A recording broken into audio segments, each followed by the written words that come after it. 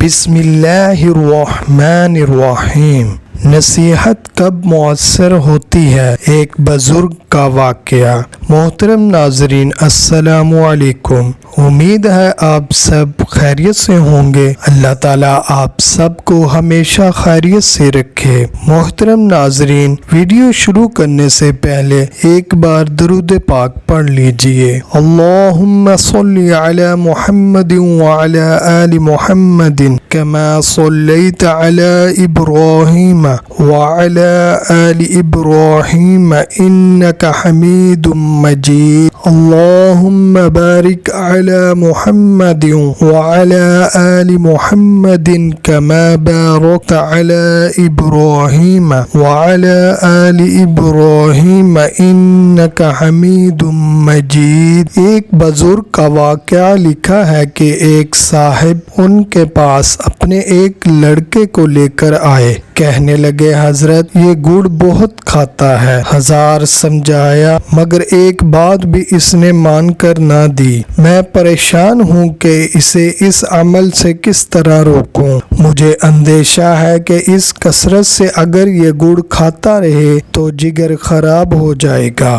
آپ دعا فرمائیے اور کچھ زبان مبارک سے نصیحت بھی فرما دیجئے۔ بزرگ نے جواب دیا، آپ کل تشریف لائیے۔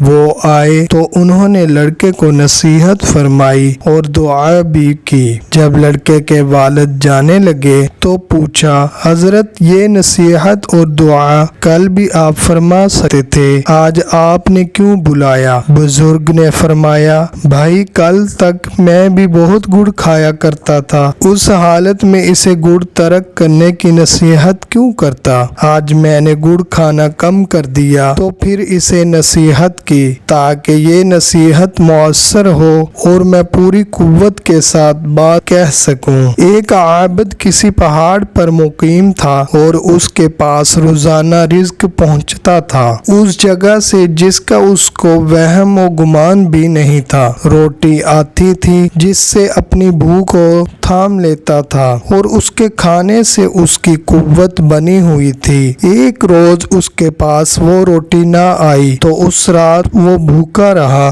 جب اگلی صبح ہوئی اس کی بھوک بڑھی اور پہاڑ کے نیچے ایک گاؤں آباد تھا جس کے رہنے والے نصرانی لوگ تھے۔ عابد پہاڑ سے اترا تاکہ وہ اس گاؤں والوں سے روزی طلب کرے، کچھ کھانے کو لے سکے۔ ایک مکان کے دروازے پر پہنچ کر اس نے روٹی مانگی تاکہ وہ اس کے ذریعے اپنی بھوک کو مٹا سکے۔ مکان والے نے اس کو 3 روٹیاں دیں، اس نے وہ روٹیاں لے لیں اور پہاڑ کی طرف چل دیا۔ گھر والے کا ایک کتا تھا جو عابد کے پیچھے لگ گیا اور بھونکنے لگا۔ اس پر عابد نے اس کتے کی طرف ایک روٹی ڈالی اور چل دیا۔ کتے نے یہ روٹی کھا لی اور پھر عابد کے پیچھے لگ گیا اور پھر اسی طرح بھونکنے لگا۔ قریب تھا کہ عابد کو کاٹ لے تو عابد نے اس کی طرف دوسری روٹی بھی ڈال دی۔ کتا روٹی میں لگ گیا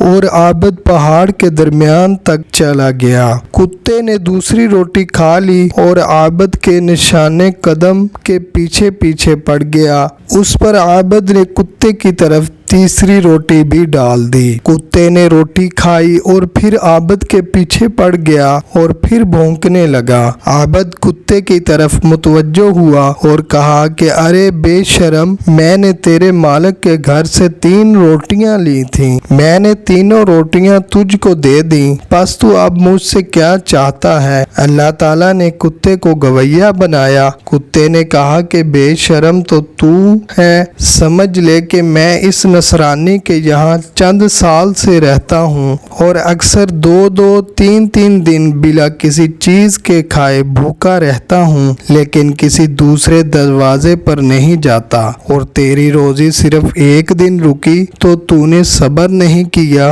اور خدا کے دروازہ کی بجائے نصرانی کے دروازے کی طرف متوجہ ہوا اور اس سے روزی مانگتا ہے۔ پس تو مجھے بتا کہ میں بے حیا ہوں یا تو؟